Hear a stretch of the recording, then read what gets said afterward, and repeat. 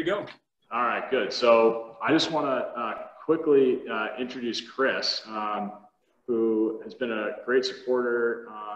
Riedel as a whole, we've partnered with them for many years on our glassware. It's been great working with Chris over the last few months. Him and I and Ben and a couple others dreamt this idea up probably back in like last week of March, first week of April. And so we're all thrilled. Everyone's really enjoyed it. So we're glad to have him here tonight. He's the expert on all things Riedel and glassware.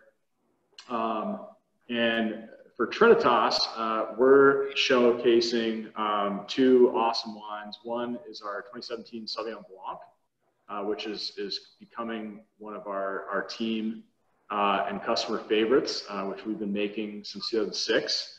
And then a new wine, or newer wine, I guess, to the family, but one that's very close to the family, our 2017 O'Neill Vineyard Estate Pinot Noir. So this comes from my wife Betsy's parents' vineyard right there in Carneros. Have a little 2.5 acre vineyard. So we're going to be tasting those. But without further ado, I'll turn it over to the main part of the show.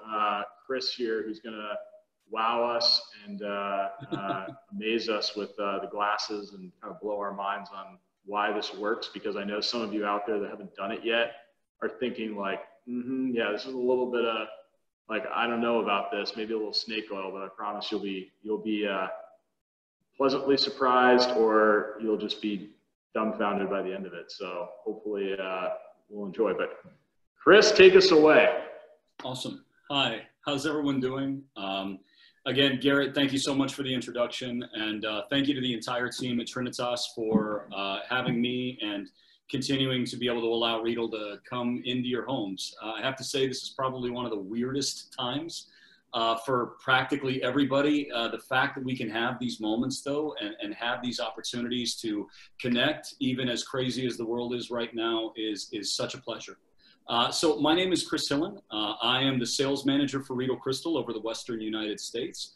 I've been with the company for the last 6 years. I eat, sleep, and breathe Riedel every day. And hopefully by the time that we're done here, I will make a convert out of those of you who, like Garrett was saying, maybe hearing something in the back of their heads that says there's no way that the size and the shape of a wine glass can have such a tremendous impact on the way that a wine tastes and the way that a wine smells. And by the time that we're done, hopefully you will agree with me and with Garrett about the tremendous impact that it has. And we're all going to have a lot of fun doing it. And fortunately, whenever you've got bottles like we're getting from Trinitas and this beautiful Sauvignon Blanc and this beautiful Pinot, it's hard to go wrong, but hopefully we're going to show you some other dimensions of this wine as well. The other thing that I love the most, just to kind of put everybody at ease, I can't honestly see everybody right now, but relax, just relax, take a nice breath. You're here to have a lot of fun. There is literally no way to have a bad time when you've got this much wine in front of you. So embrace it, go forward with it. The other thing that I love the most about this tasting is that people who have been studying wine for the last 20 years of their life and eat, sleep, and breathe it and know every part of it can have just as much fun as people who just get to enjoy a glass of wine on the weekends and a glass of wine to unwind. The only thing that we're going to ask you to do tonight is to taste and to smell. Two things that you do absolutely every day of your life. And that's the reason why it should be fun for absolutely everybody. So we will have time for questions at the end, I promise, both for the wine as well as the glassware. And we've also got some really cool special offers for everybody as well. So as tempting as it is, I know, to dive right into getting into tasting wine and enjoying this beautiful stuff in front of us, I do want to talk a little bit about the history of Riedel, where we come from and who we are, and the reason why you're sitting here with us right now. Because who are we? Why would you even care? The great thing is we're in 11 generations, family-owned company, going all the way back to 1756 in Austria. The 12th generation right now is about right up to my thigh. They're very small, but they are spry and wily and ready to take over the company as quickly as humanly possible. And the cool thing about it is whenever I say that we're family owned, I absolutely mean it. Literally, My direct bosses are George Riedel and Maximilian Riedel. George is the patriarch of the family. Max is his son. George is retired, but I have about 50 emails in my inbox from him that would say that's very, very not true. So very actively involved. Every major advancement as far as the company is concerned has come directly from our ownership. They're not in some ivory tower coming down for photo ops. They are an active part of it. And more importantly, every major innovation over the last few years has come from us as well. Now, I could bore everyone to absolute tears over the history, because again, we're celebrating, I think, our 263rd this year, which is just absolute 264th, my fault. I keep losing track because I've been with the company long enough now. The 264th anniversary this year. I won't bore everyone to tears because obviously we want to dive into tasting. But basically every major advancement in wine glasses over the last 60 or so years has come from our company. Going all the way back to the 1950s and 1960s when we developed the very first varietal specific glass, which I'm fortunate that Garrett actually has sitting in front of him. I'm going to have him show it later. But developing the very first varietal specific glass. And what does varietal specific mean? What that means is that we have developed glassware to enhance and showcase the best possible aromas and flavors out of a particular style of wine. That means that a Pinot Noir glass for a Pinot Noir, a Sauvignon Blanc glass for a Sauvignon Blanc, a Cabernet glass for a Cabernet. And what you see in front of you are all of these different shapes. And we'll go over each of these and the impact that they're going to have tonight here in just a second. So we developed this for the first time. And then we stick our noses in our very first glass, which is a Pinot Noir glass, which I'm glad we're going to get to enjoy Pinot tonight. And we said, wow, it smells a lot better than it used to. It tastes a lot better than it used to. I wonder what would happen if we developed all these different shapes and sizes. And that's what we're about to experience, is the difference that each one of these will make. And it's such a difference that you could taste a wine out of one of these and swear it was one of the best things you'd ever had in your life. And you can taste it out of another and wonder why you spent the money that you did. That's why we're able to do this and able to enjoy. Just to fast forward, not only did we invent the varietal specific glassware, but for those of you that happen to have stemless glasses at home, Riedel is responsible for those too. And maybe we'll have some time to talk about that story too.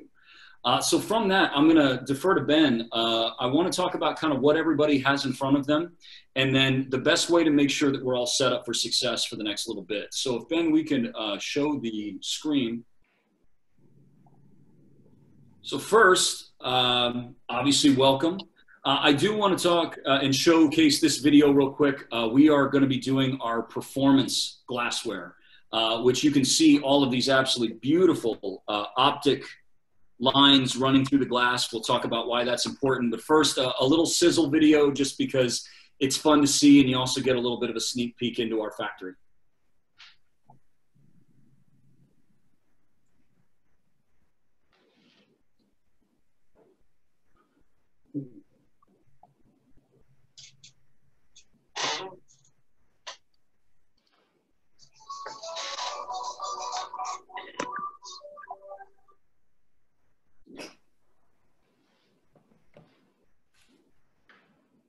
There's some really nice sound behind it, but I think it might be coming in a little choppy. So I think we're just going to be able to see some of this. Here you see all of our machine-made items that are coming through. It's really, really, really cool. Maximilian Riedel, our owner, sitting there. I want the wine glass that spits fire. It's close enough. What's actually really cool is Kufstein, Austria, where we're from, there was, they showed it very, very briefly in that video, but there's a gin bar that has been forged out of an old World War II bunker. And it's actually got the world's largest selection of gin. So other than Riedel, we have that going for us in our home factory, in our hometown. Well, there you go. I guess yeah, I gotta so make it out there. So Mise-en-Place, everyone, this is what you're going to be seeing in front of you and what you need to be able to be successful and know that we're all tasting out of the right things. So if we can jump to the next slide. Perfect. So everyone should see this mat in front of them. Hopefully you've been able to put your glassware on top of it. I'm actually going to move mine around so it actually matches. So you'll notice that in position number 1, we have our oaked Chardonnay glass from the Performance Series. In position number 2, we have our Sauvignon Blanc glass. Oh, we bounced back real quick. Yeah. In position number 3, our Performance Pinot Noir glass, and in position number 4, our Cabernet glass. Just please make sure that you have these in the right spot, because while I'm going to be referencing the name of the glassware, I also might be referencing the number as we go along. And I just want to make sure that we're all tasting out of the right things. Fortunately, each one of these glasses looks different enough that you should be able to get them matched up. But if you have any questions, and it looks like I just saw the Trinitas mat is different. Yeah, we have Chardonnay in the number 2 spot. Got it. Cool. So Chardonnay in number 2 and Sauvignon Blanc in number 1. Yep. I'm switched. Done. Follow the mat. Follow the mat. I apologize for any confusion for the people that are joining us. So in position number 1, our Sauvignon Blanc glass. In position number 2, our oaked Chardonnay glass. In position 3, our Pinot Noir, and in position 4, our Cabernet. Perfect. And again, now we're lined up. What's that? Now we're lined up. Exactly. So let's move on to the next slide real quick. And Garrett, I know you've touched on these in just a second, but we're about to dive into our Sauvignon Blanc. I didn't know if you had anything else you wanted to mention. Yeah, let's do that. So do you want us to pour, or no, let's wait. We'll wait. I forgot to also mention the other rule about this that is the toughest one. This is the Chris Says game. So remember back to elementary school, the Simon Says game. So he's going to tell you exactly where to pour the wine, when. So if you've already poured a little bit of Sauvignon Blanc, no harm, no foul. Just make sure you have enough for the section, because it will really showcase why each glass is each. If you skipped ahead to reds already, I definitely recommend getting a rinse real fast. I saw a little bit of red wine on somebody's screen there. I won't call you out, but so the Sauvignon Blanc we'll kick it off with. We've made this wine since 2006 from the Lambent's vineyard that's way up in Pope Valley. So it's on the backside of Howell Mountain there. It's really warm. The clay soils, it's just perfect environment for Sauvignon Blanc. And it's been a really great wine that we've really enjoyed making over the years. And the unique thing we do with this from a winemaking perspective, well, I guess I better start in the vineyard, which is relevant. So there's different clones of Sauvignon Blanc. And we specifically use 1/3 of it as a special clone called Sauvignon Musqué. And that's generating a lot of the beautiful kind of floral notes, bright stone fruit and different things of that nature. So that's bringing some really big aromatics that hopefully we'll pick up even more of in the Sauvignon Blanc glass. And then when it comes to the winemaking, you know, there's a lot of different ways you can make Sauvignon Blanc, but I would say fairly typically it's made very light, very fast. So you pick the fruit. You know, we typically pick ours about the third week in August. It really depends. So somewhere in there. And then we, you know, a lot of wineries will crush it, ferment it, and basically have it bottled somewhere between 4 to 6 months after you make it, or after you pick it, excuse me. So then what we do a little bit differently is about 10% of it goes down to oak. So we use Russian oak barrels, which are very particular, kind of unusual barrels. Although if you've been on a few of these, we've talked about it because we experiment with them and we like those barrels. I just put my my order in for harvest today. So I've been having Russian oak on the mind. But anyway, we take about 10% of the wine and we put it in those Russian oak barrels and ferment it in the barrels. And that creates a little bit more weight. And then also the other thing that I find is it really lengthens the finish, smooths that finish out, also creates a little bit bigger mid palate. again, hopefully all things will be a little bit more heightened and obvious when we go through the glass. But the key thing there too is Sauvignon Blanc, is supposed to have this high acidity, which makes it a great food pairing wine, great with fish and such.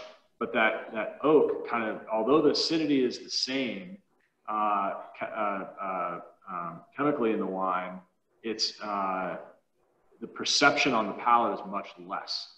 So I find that our Sauvignon Blanc goes down a lot easier. It's a little smoother, a little richer, but it's just a hint of oak. But that's definitely something that makes this much more unique. So a lot of people say, oh, your Sauvignon Blanc tastes a lot different than ones I've had. One is the Musqué, I think, just drives fruit, drives floral notes. And secondly, I think that little bit of oak really sets it apart. So those are some things I think let's try to look for when we're doing the glass. But I'll hand it back to Chris Says. That'll work. And actually, you know what? You described this so beautifully. It actually kills me that I wasn't smelling and tasting as we go through. So I will not make that mistake the second time around. So everyone should have their bottle of Sauvignon Blanc in front of them. What I want you to do is just pour a couple of ounces into glass number 1, into glass number 2, and into glass number 4. So that's going to be into our Sauvignon Blanc glass here. It's one of my favorite sounds in the entire world. I know, I get to drink finally. I saw some smarter people on the screen that already started. Yeah, I was gonna say definitely smarter people. I was trying to be. Anne's much stricter than you about starting. I was trying to be professional here, and then I realized that I really like to drink, and I was definitely missing out. So, as we kind of do this, as Garrett mentioned, this is a little bit of kind of a Simon Says situation. I know it's going to be tempting to move ahead, but I want everybody to be together whenever we do this. So, as crazy as this sounds, you can have a side beverage. If someone, I know you guys have more than these 4 wine glasses in your house. Grab a different wine glass, pour these wines in there, and then that's your side beverage. There, it's problem solved. There you go. For all the professionals out there. So we're all going to kind of relearn a little bit how to taste. So I know everyone's more than ready for it, but the first thing I like whenever I'm about to taste wine, it sounds a little crazy, but I like to look at it. Mainly just to see this absolutely beautiful kind of pale color that you get from the Sauvignon Blanc. The other thing I want everybody to do is give this a little bit of a twirl. And just those beautiful optic striations that kind of run up through the glass. It's just absolutely beautiful. And I won't stop everybody from here. I think we should just dive right in and smell exactly what Garrett was talking about. So let's give it a swirl and a sniff and see what we get. Oh man, this is just exactly the way that Napa Valley Sauvignon Blanc should be, just completely leaping out of the glass. Beautiful citrus notes. You're going to get a lot of things on your own, but it's just really, really, really aromatic, but in a very pleasant way. Now, as crazy as this is about to be, let's go to our only other white wine glass on the table. That's going to be glass number 2, our Oak Chardonnay. And this time, let's do the same thing. Let's give it a swirl and a sniff and see what we're getting out of this exact same Sauvignon Blanc out of glass number 2. And you know what? It's a pretty aromatic wine, so it's actually showing for me for a second, but I've noticed that the longer that I smell, the more that it begins to kind of fall apart. You know what's so weird?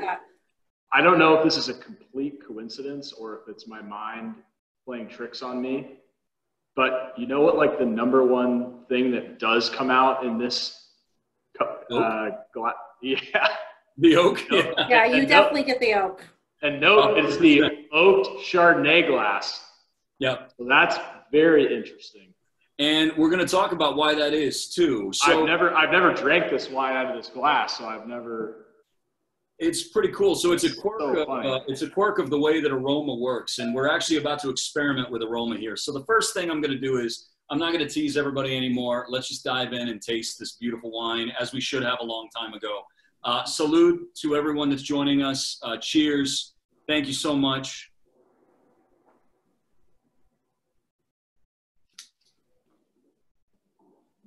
Boy, and Garrett, you weren't kidding about that acidity. Like, you just get the roundness that's coming through, but that acid is just singing through. Makes me want to take another sip. Makes me want to take more food. It's just absolutely awesome. Yeah, I like it gives you that kind of mouth-watering acidity. Yeah. You know, so it's not like bitter. It's just kind of that, ooh, wow, I got like a little more saliva going. I'm kind of thirsty. I need to have a little bit more. That's exactly what you want. Absolutely. Let's take one more sip in honor of the way that tasted just now. And I find, God, even just tasting, I mean, I typically drink out of a Bordeaux glass, but there's so many more layers out of this glass. So everybody will notice the one thing I want you to focus on whenever we're tasting out of the right glass here. Think about the finish. Think about how long this is going on your palate. It's just absolutely beautiful. There's so many layers, so much depth. And more importantly, when we think about that acidity, it's very, very clean. What we're getting is more citrus fruits, things that we would detect that higher acid coming from. Now let's go to our Chardonnay glass, glass number 2. And this is our only other white wine glass on the table. So it's important to use it as kind of a measure. And we're going to see how that goes. So let's give it one more swirl and a sniff. God blessed me with a very large nose. Some of you may not be so equally blessed, but don't be afraid to get your nose down in each one of these glasses. I always kind of like to throw my bridge on the top, just to make sure I'm getting everything that's there. But very little fruit, a little bit of that oak, but let's go ahead and take a sip out of glass number 2.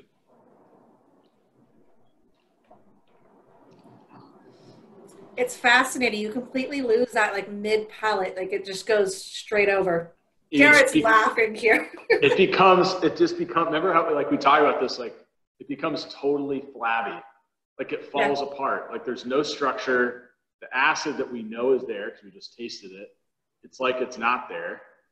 And it's like the wine doesn't know what it's doing. It's like, am I over here? Am I over here? Sorry, I don't know. It's like a weird way of explaining it, but that's like the experience I had. You know, and more importantly, does anybody really think about, did you get any perception of alcohol whenever we were tasting out of glass number 1?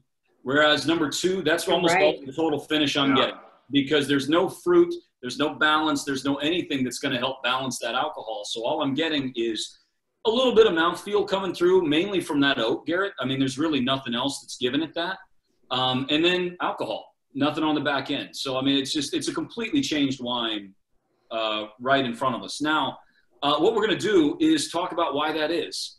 So the first thing that's at play in this is our nose. Our palate is very, very, very dumb. The only thing that your palate knows is how to detect salty, sour, sweet, bitter. It can detect umami, which is kind of the weight, and alcohol. These are the only things that your palate can do on its own. Your nose, on the other hand, is a surgical instrument. It has a sensory memory that goes back decades. It can detect over 10,000 different aromas. So if you've ever been like wandering through a shopping mall and all of a sudden you smell fresh baked cookies wafting through the air, and you immediately think about like when you were 10 years old, coming home from school, and your mom might have had some fresh baked cookies going. A really, really big one for me is like lavender.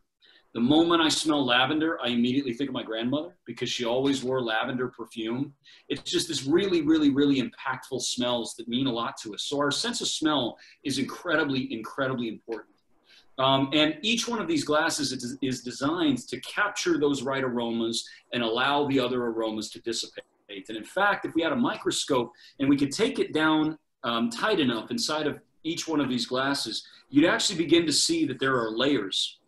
I'll pull that back. You begin to see that there are layers. There are lighter aromas and there are denser aromas. Sauvignon Blanc is very, the aromas we experience tend to be very, very light in terms of weight. So we don't need something really big and large to capture it. So I'm going to do something real quick and we're going to showcase something. First, let's take one more sip out of glass number 1, just to kind of refamiliarize ourselves with the way that this tastes.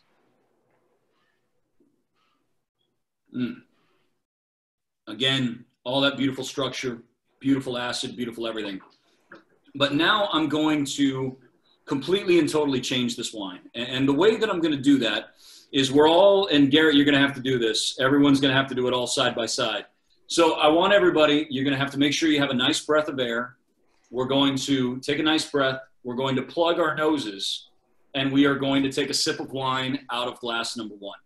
I need more wine. And we're going to see the way that the wine changes when we're only left with our palate. So let's go ahead and give it a shot.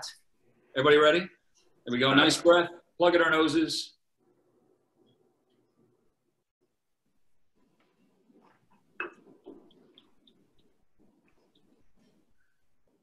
completely lean. Everybody notice how it just basically it becomes a shadow of its former self? There's like no, that mid palette I was talking about where it kind of weights out in the middle is gone. It's just like straight down the center. Yep. There's nothing there. Completely and totally falls apart. And the reason for this is that, again, all those beautiful aromas that we were experiencing that was really livening up the wine are completely gone. Now think about what we were smelling out of glass number 2. Not a lot. There's a statistic that says that about 85% of what we taste is actually what we smell. So if you think about that from a wine glass perspective, if I'm sticking my nose into glass number 2 and I'm not smelling anything coming out of this, I've basically got 85% of what that wine is capable of showing me that is completely and totally falling apart. And there's nothing to it at all. So from that, I think let's go ahead and head over to glass number 4. And hopefully everybody's had a little bit of wine still hanging out in this glass, and it should be nice and about the appropriate temperature. And this is a really good comparison to have, simply because whenever we all think of a wine glass, this tends to be the default setting for most people. It's the first thing they think about. If you went out and you have, one glass at your home, it's probably a Bordeaux glass, probably a Cabernet glass. And so it's important to see how sometimes we are having Sauvignon Blanc on a regular basis. So let's go ahead and grab glass number 4. Let's give it a swirl and a sniff and see what we get.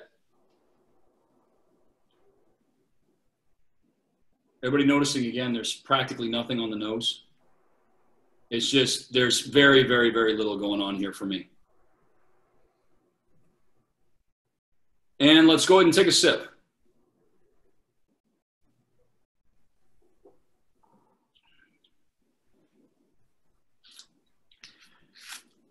And here we finally get some acidity, but I think it's very much out of balance with everything else. It's a little harsher acidity. Yeah, very, very harsh. It's not making me want to take another sip. It's just coming through. And the way I always like to put it is it's the difference between taking a sip of wine and tasting lemons, actual fruit that's coming through, and taking a sip of wine and tasting sour. It's the only thing that you're really picking up on this.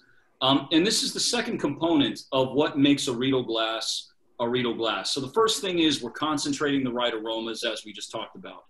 But the second part of it is we're normally controlling for acidity and for alcohol. And the way that we can do this is if we can showcase this is let's go ahead and go back to glass number 1. Sorry about that. Let's go back to glass number 1. Make sure you've got enough in there for a little bit of a sip.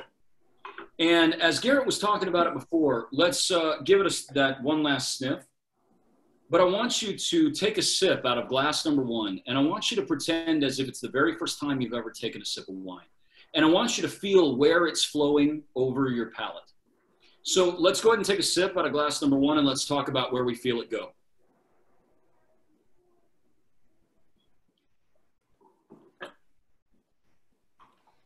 Cool. Everybody feel it wash basically right down the center of the tongue? Mm-hmm. Yeah, yes. Right down the center of the tongue, almost like it's streamlined. And in fact, you can even see it. If you take the glass and you tilt it over about as far as it'll go towards the edge, and I won't experiment too much, but do it kind of in front of yourself, just like this. Take the glass about as far as the wine, about as far as it'll go towards the edge, and you'll begin to see it takes that arrow. That's the direction the wine is flowing over the palate. Now, if anybody's ever seen the tongue map before, do you remember back whenever you were in grade school and you saw like the salty, sour, sweet, bitter, all these different components and places? Well, that's been debunked science for a really, really long time. Like anywhere on your tongue can detect the exact same stuff. Every part of your tongue can detect salty, sour, sweet, and bitter and all the rest of it. However, the sides of our tongue tend to detect acidity a little more prominently along with the sides of our jawline. So if we ever take that sip of wine and all of a sudden your mouth kind of rushes with saliva, you get that acid really, really peaking, that's normally going to be found right alongside that point. So before we take a sip of wine out of glass number 2, if everybody will just kind of let the glass lean forward about as far as it'll go. Does everybody see how it starts to look a little more rounded as it reaches the edge? Yeah.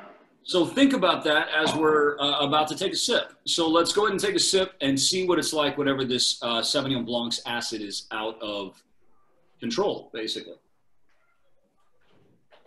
You can just feel it. It's like a blanket. You just like put a blanket over your whole tongue.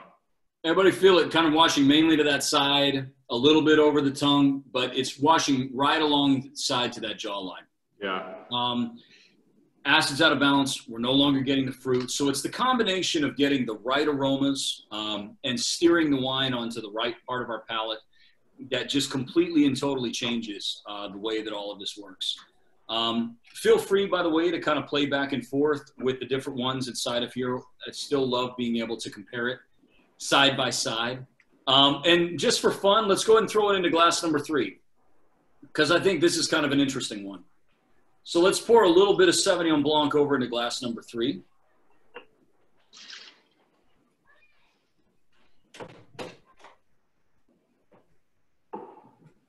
And this is where concentrating those aromas, I think, really, really showcases. Because the thing is that Pinot tends to function very much the same way that Sauvignon Blanc does, meaning that it's got relatively high acid. You're going to want to be able to control for that. So you're going to feel that this is washing over the center of your palate, but it is going to taste completely different. And it's mainly because of the nose. So let's go ahead and take a smell real quick out of glass number 3.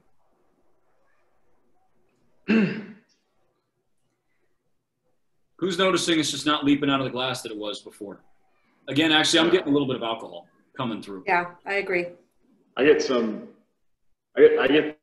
like the phenolics of it too, like a little bit more of those bitter notes. Totally. And in fact, I noticed too, on a side note, the more that I smelled, you almost start to get a little lightheaded because it's the alcohol that you're picking up there. And we'll talk about why that is here in just Some people might like that then. That might not be a bad thing. totally. And it really is. And by the way, just as a side note, before we taste this, there are going to be some of you that may have different opinions of what we're talking about here. It really go with what your palate is showing you to. So let's grab glass number 3. Let's take a sip and let's see how it does.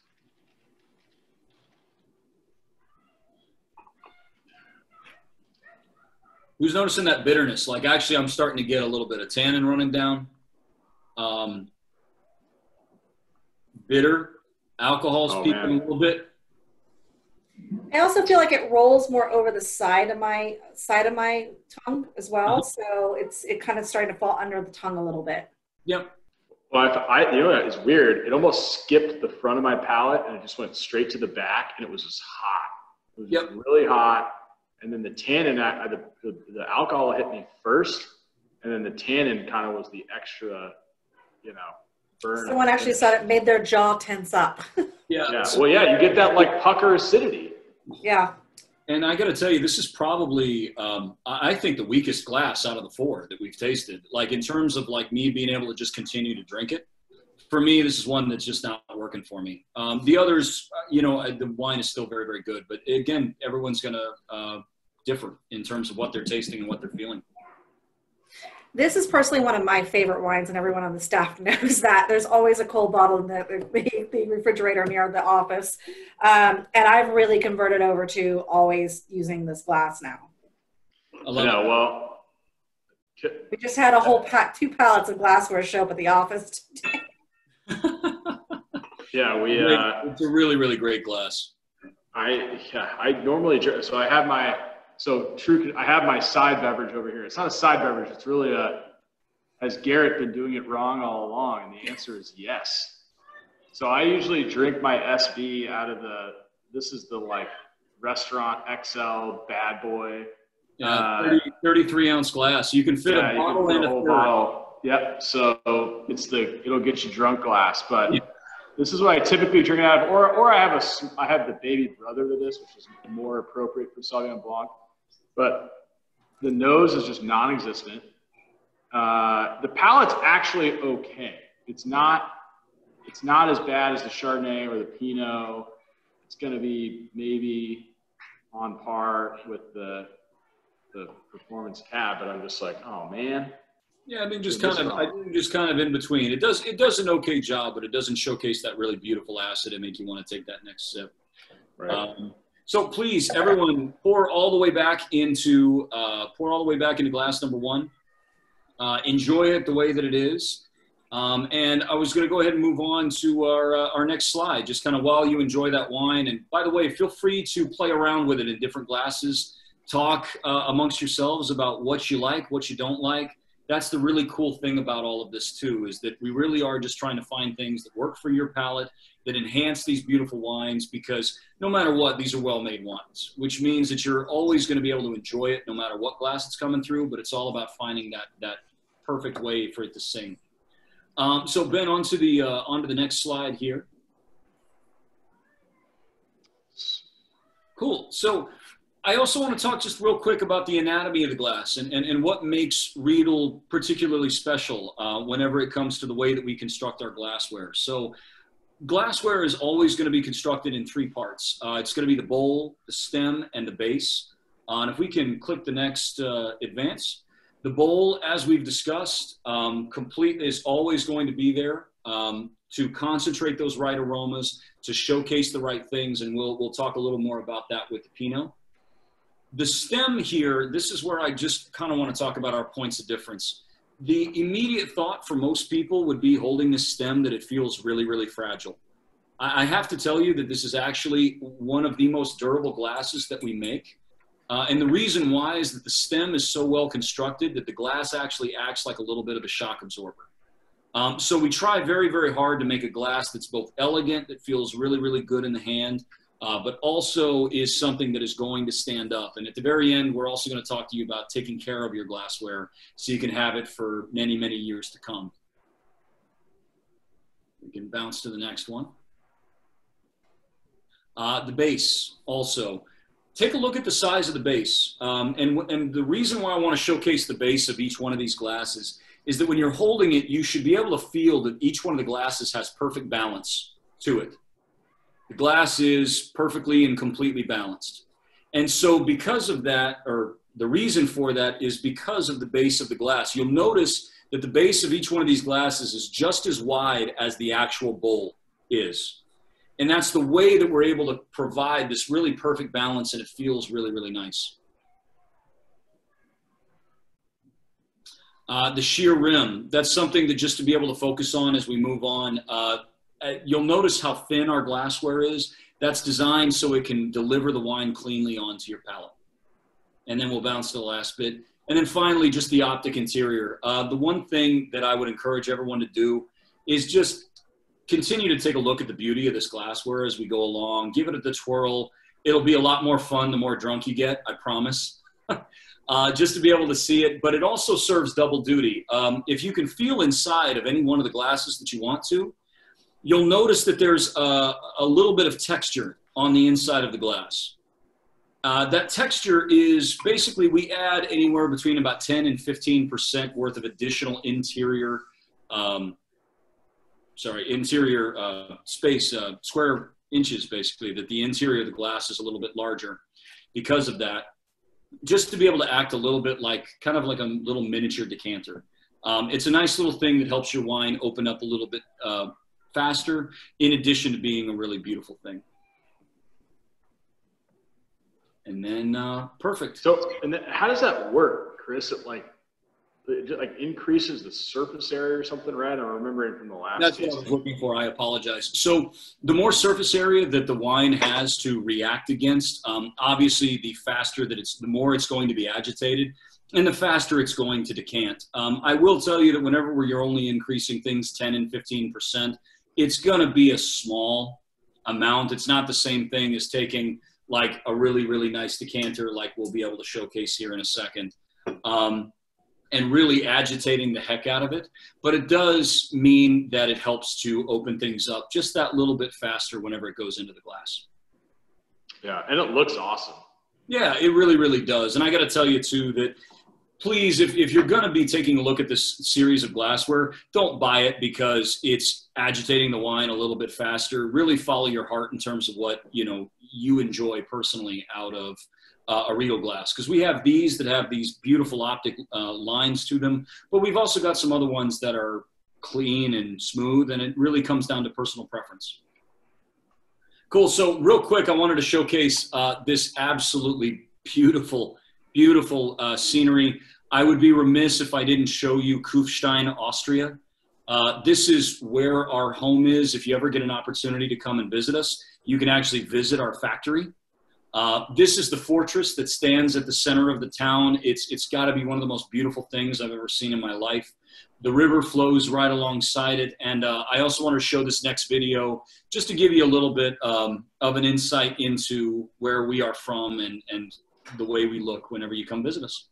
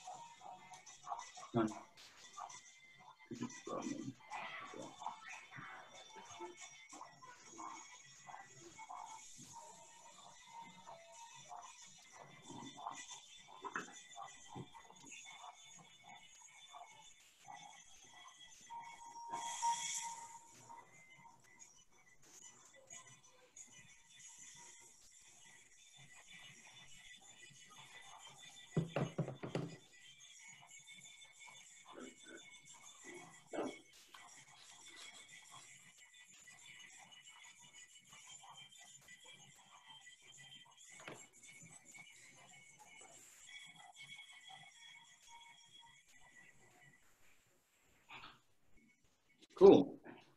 So should you have the opportunity to come and visit us, we're about an hour and a half to the east of Munich. If you come and check out any, if you happen to be in the area, you can actually come and visit our factory. You can tour our factory. And if you give us enough advance notice, we've actually been able to work things out occasionally where you can go down and blow glass alongside the artisans that make some of our beautiful handmade decanters and some other things. It's a really, really cool experience. I would encourage you to take advantage of it if you ever get a chance. So from that, I think it's definitely time to move on to our second wine, our beautiful Pinot Noir.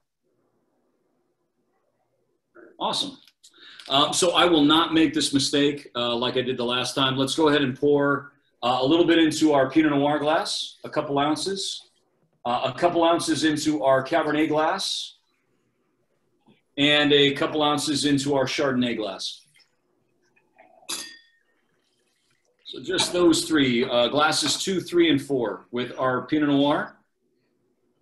And I think before we, as we dive in, let's give it kind of that swirl and a sniff and maybe see what we get out of glass number 3. And oh my God, Garrett, this is just leaping out of this glass. I smelled it out of the bottle and it was just not, talk about not the best shape, but it is smelling, it's jumping out of that. Yeah, it is. This is just so incredibly aromatic. You just get that immediate kind of cherry cola thing that they always kind of talk about with it. There's so much beautiful. Oh, yeah. This. So please, let's go ahead and take our first sip, and then let's talk to Garrett about what he's getting and a little bit about the wine we're enjoying. But go ahead and take a sip and enjoy glass number 3. Mm. Yeah, so this is kind of fun. This is our second vintage that we've done of this wine. And so Betsy, my wife, her parents moved to Napa a few years ago and bought a great house. And they've got about 2.5 acres of vineyards in the back.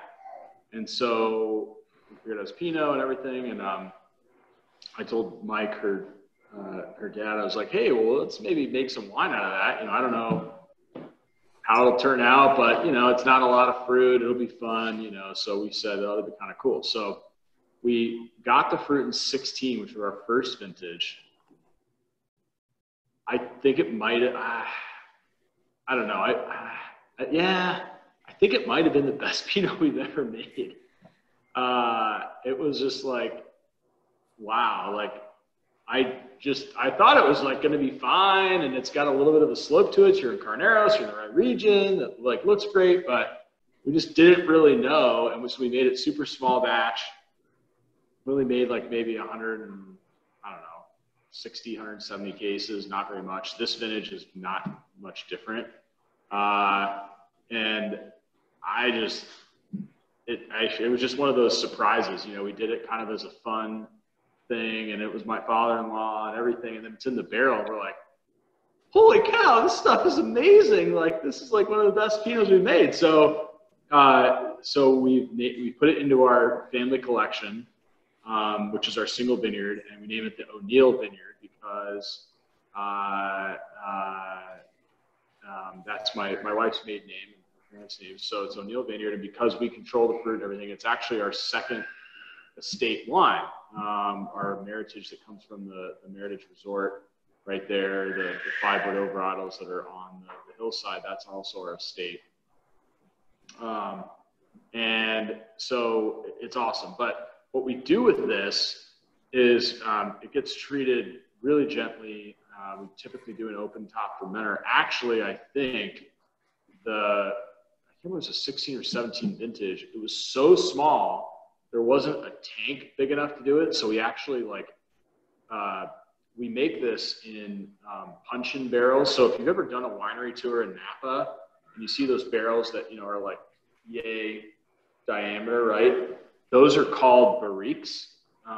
In Europe, they're considered very small barrels. In America, that's like the normal barrel. It's 225 liters, give or take, depending on what style barrel.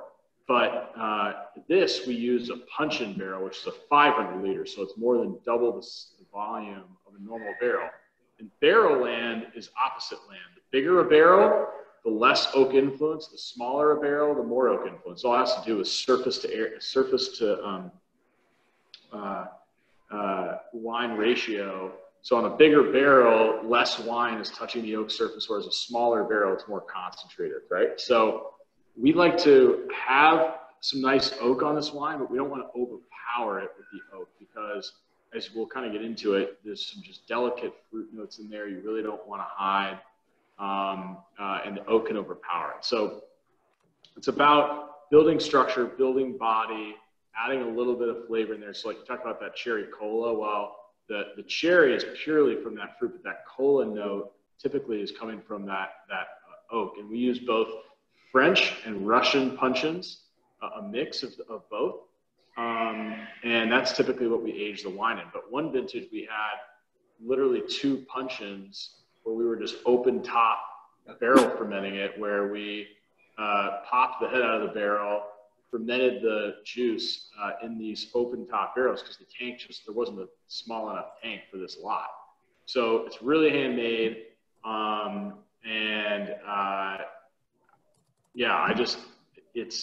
It's so strange. Like I kind of explain this in a very oxymoronic fashion where it's so like elegant, but the flavor is just, like you said, jumps out of the glass. Like it's not shy either, So it's kind of interesting dichotomy of that. When you're drinking, you're like, wow, it's just so light and elegant, but it really does have a great richness to it too.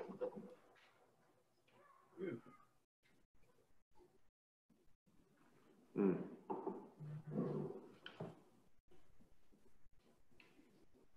Very cool. I'm tasting out of my side Pinot glass too, just for kicks. It's all good. So I think from that, let's go ahead and bounce over and see what we can do as far as tasting through maybe some of the other glasses real quick. So let's, obviously out of glass number 3, things are just absolutely stunning. Really, really, really intense and that beautiful softness, but a really beautiful weight, I think, that's pretty unique whenever it comes to Pinot too. It can sometimes be a little lean. It's just not. It's got the beautiful softness on the palate. So if everybody this time would go ahead and grab glass number 4, I think it's probably the best way to go about it. And Ben, I don't know if it's possible to spotlight me real quick. You're spotlighted. Oh, am I? Oh, sorry, I didn't shift over. I didn't know why. So let's grab glass number 4. And with this Cabernet, again, this is such a really great comparison because this is our benchmark glass. This is what a lot of times people are having Pinot Noir out of. And so it's always good to kind of check back against what you're doing on a regular basis. So let's give it that swirl and a sniff out of glass number 4. And once again on the nose, it's just completely falling flat for me. There's very, very little that's going on the nose. I'm not getting a lot. And please, Trinitas team, feel free to kind of dive in and say if what you're getting out of it. But kind of smell back and forth. It's that same more alcohol smell again on the cab glass. The only thing that you're getting. So this time, let's go ahead and take a sip out of glass number 4 and see where we end up.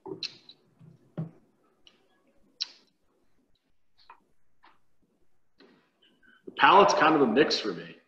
Yeah, I got to tell you, the tannin is really, really gripping hard on it. It's a little bit bitter.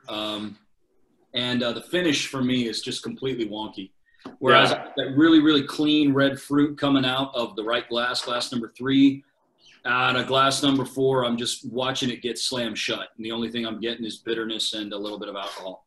Yeah, I mean, the front, it's almost a trick. Like, at first I was like, oh, okay, this isn't so bad. It's not the glass number 3, but then the second it hits the back half, it just falls apart. And the interesting thing is the flavors I get. So I almost got like 0 earthy, peppery, spicy on glass 3. And like, yeah, you've got the harsh tannins and then some of the alcohol popping out, but like I got a lot of pepper on 4. Absolutely. It's interesting that it threw that right in my face at the finish. The only thing that's rolling through, and again, I'd encourage everyone to kind of taste back and forth. So you just had glass number 4. Let's go ahead and take a sip out of glass number 3.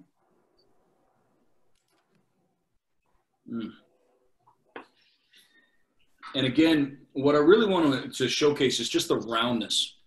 How beautiful. Everything is always in balance. You get this wonderful tannin, wonderful acidity. The fruit is carrying everything through, and the finish is just exactly where you want it to be. And it showcases how beautiful a bottle of wine this really is.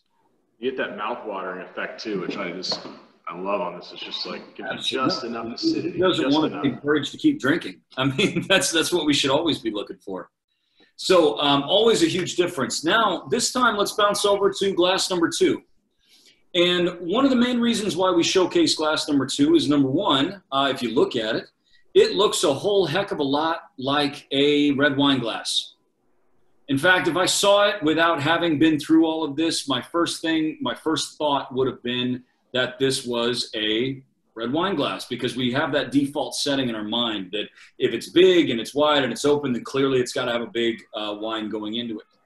The other thing is that Pinot Noir, if you're familiar with kind of where Pinot primarily comes from, and Chardonnay as well, is whenever we talk about Burgundy wines, Pinot Noir, which is going to be red Burgundy, if you ever get the opportunity, and Chardonnay, which is going to be white Burgundy. A lot of times people think it belongs in the exact same glass. It's both wines from Burgundy. How different could it be? But Pinot and Chard are just complete and total polar opposites of each other. So let's see how it goes here. Let's grab glass number 2.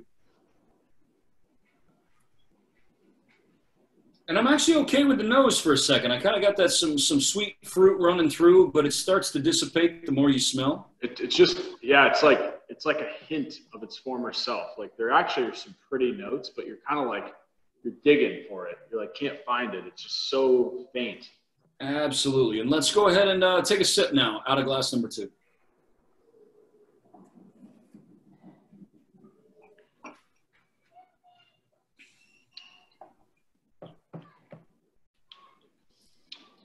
Kind of falling a little flabby for me.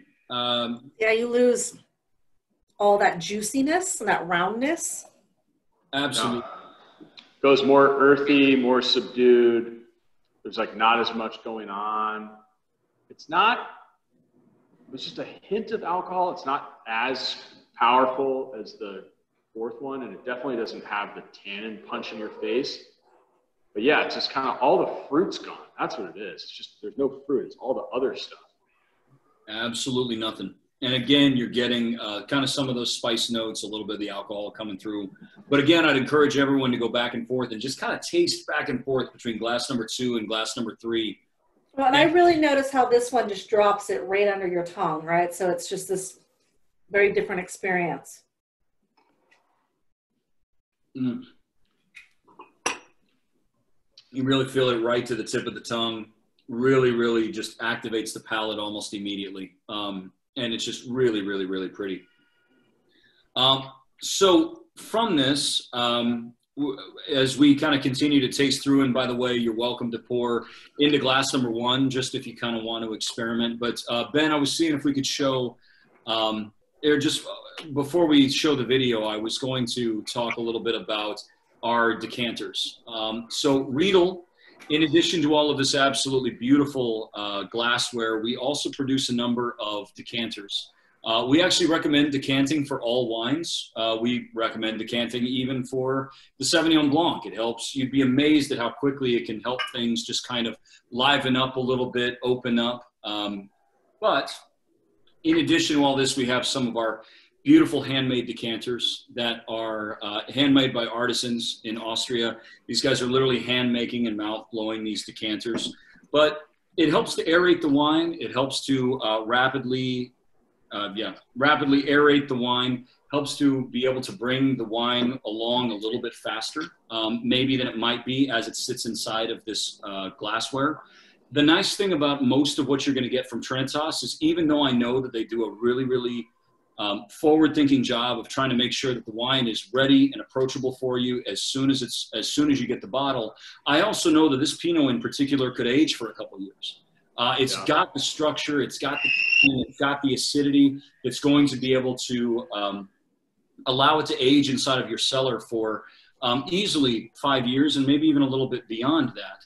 If you want to be able to play around and get kind of the fast-forwarded version of where this wine is going, you can utilize something like a decanter. So I wanted to be able to show real quick a video of one of our decanters that unfortunately I don't happen to have with me tonight.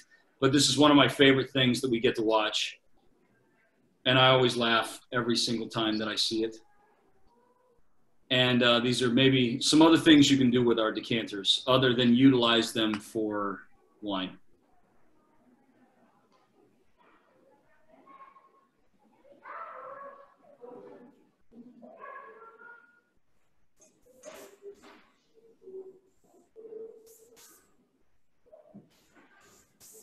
And I don't know if we can turn it up just a little bit, Ben. I don't know if it's coming through. Yeah, I'm not. Is that better? No, there's no audio. Huh. But you can hear me talking. I can hear you talking good. Yeah, I don't know what's going on. It's playing. Well, you called in on your phone. I think it's going to be peaky enough it might come through on its own. Here in a second.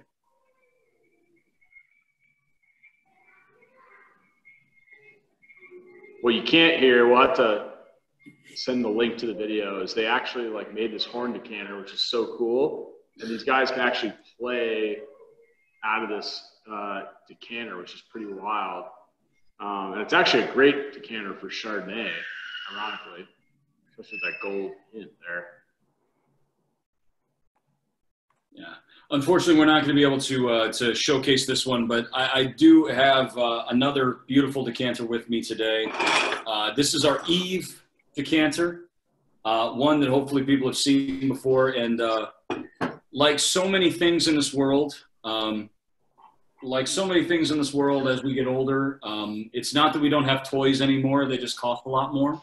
And it's one of my favorite things about this. So all of our decanters are going to be functional. All of our decanters are going to be absolutely beautiful. It really comes down to aesthetics and what you personally really, really love. But this one has a couple tricks up its sleeve. So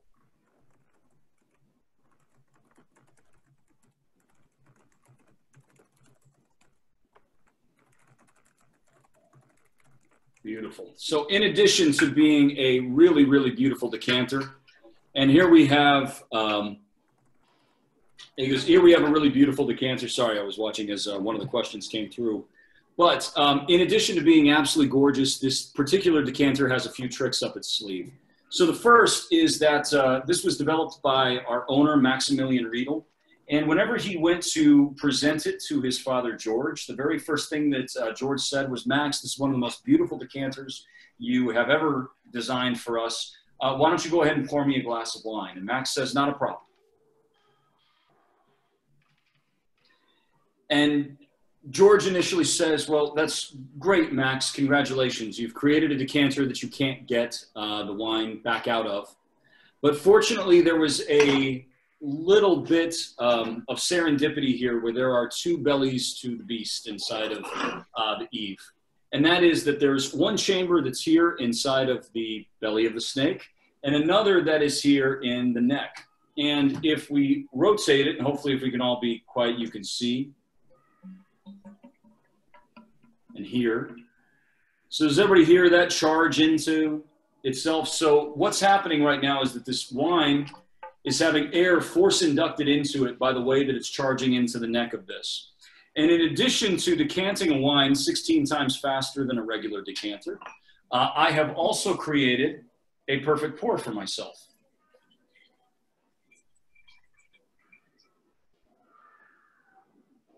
Which means that I can go, and if you see it, does everybody see how it kind of drops in?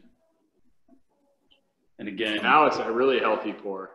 Yeah, of course. I will be absolutely enjoying myself here shortly and later on. But all of our decanters, handmade and mouth blown in Austria, they are absolutely beautiful. Beautiful, beautiful pieces of artwork. In addition to being able to utilize them, I actually display my decanters. They are functional pieces of artwork.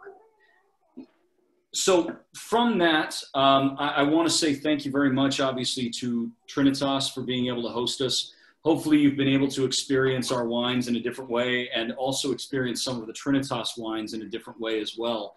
I do want to talk about caring for your glassware. I did see a few questions come across in the chat about the best way to make sure that you have your glassware for years to come.